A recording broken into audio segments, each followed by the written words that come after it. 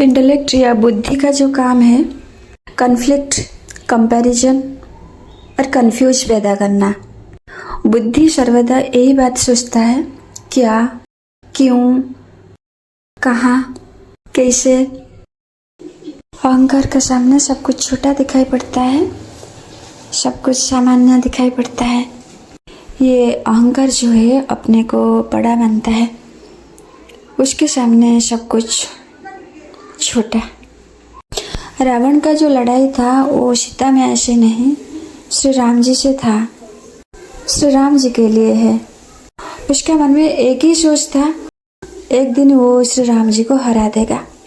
अपना पावर के ऊपर उसको बहुत भरोसा था।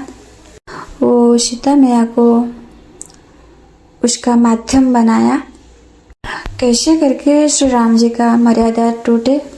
हिंसा पे उतरे, हिंसा करने के लिए श्री राम जी उतरे, श्री राम जी को युद्ध में परास्त करे। रावण का साधना का पीछे जो उद्देश्य था, रावण को पता था शिव जी उसको साथ देंगे, परंतु शिव जी उनको साथ देते हैं जो धर्म के साथ खड़े रहते हैं, शक्ति के साथ खड़े रहते हैं।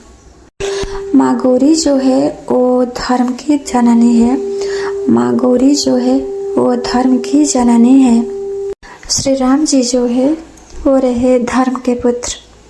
अधर्म के ऊपर धर्म का विजय होनी है, अधर्म के ऊपर धर्म का विजय होती है। अधर्म को रोकने के लिए किसी को मानना भी पड़े, वो धर्म है। शक्ति शरीर में नहीं, सत्य में होती है, शक्ति होती है। शिव साधना के दौरान माँ गौरी